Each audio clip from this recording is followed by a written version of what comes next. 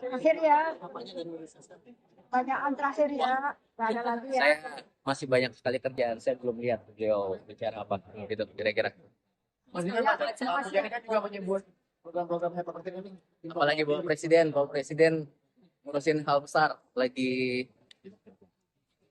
fokus dengan hal-hal yang lebih strategis dan ya gitu ya. Wawancara ini cuma program TNI yang ada di Lebanon yang kemarin sempat lupa itu sekarang seperti apa?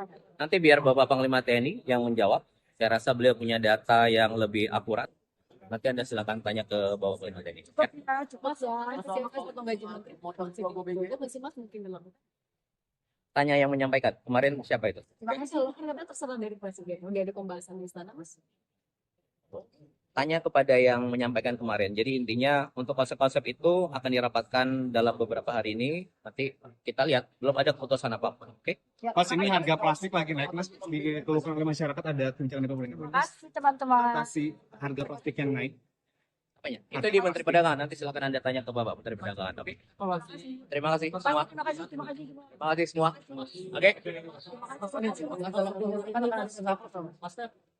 Tunggu aja. PPKT ini masih bulan-bulan ini, Mas. Kemungkinannya. Yang tadi di sini, Mas. Nanti Bapak Mas. Presiden yang menceritakan. Oke? Terima kasih.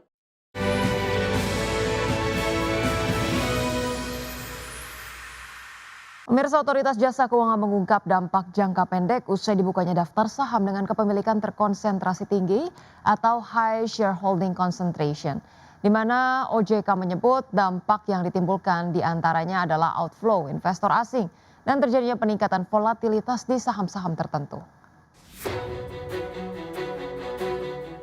Implementasi pembukaan data daftar saham terkonsentrasi alias High Shareholding Concentration akan menimbulkan efek samping negatif berupa tekanan jual sampai hengkangnya investor asing. Namun Otoritas Jasa Keuangan menyebut hal itu hanya akan berlangsung dalam jangka pendek.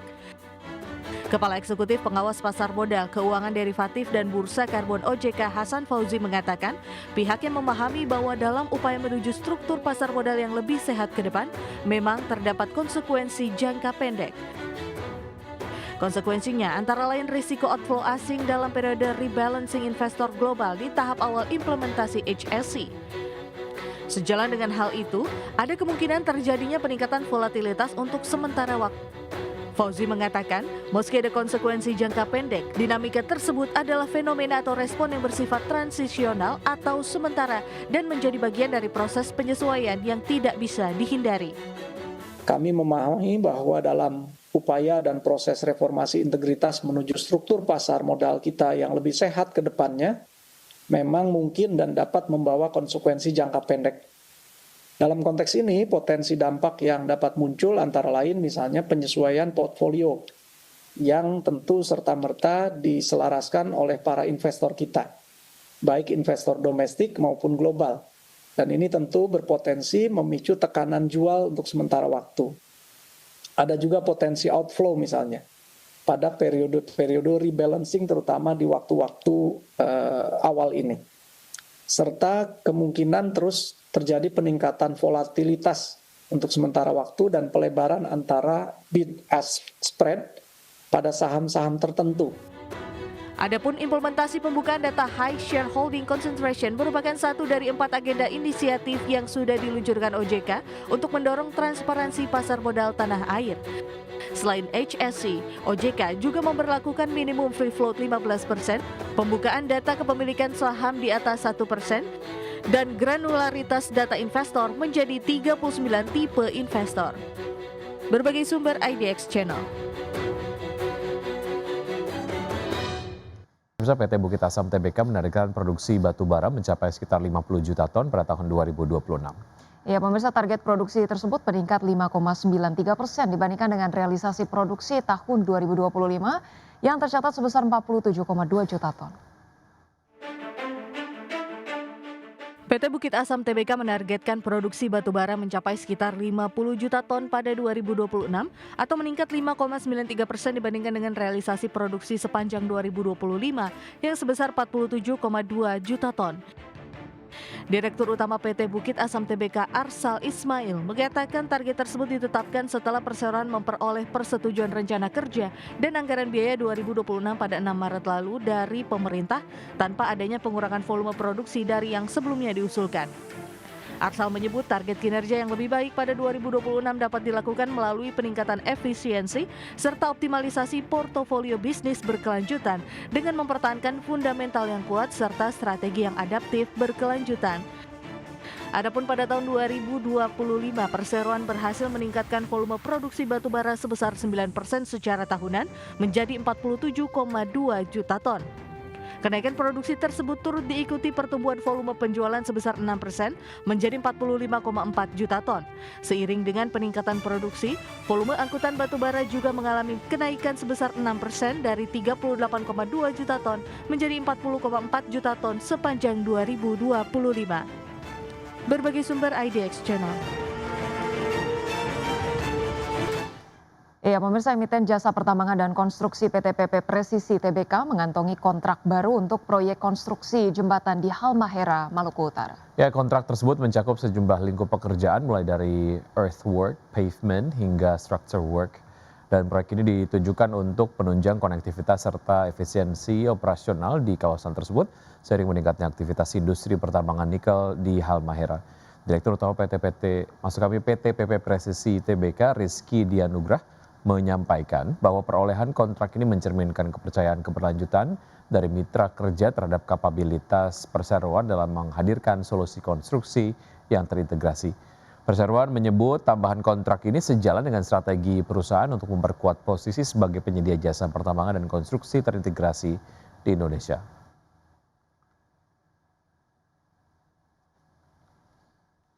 Emiten Menara Telekomunikasi PT Solusi Tunas Pratama Tbk atau SUPR bersiap untuk meninggalkan Bursa Efek Indonesia. Ya, pengendali perusahaan Protelindo menawarkan pembelian saham publik melalui tender offer sebesar Rp45.000 per saham.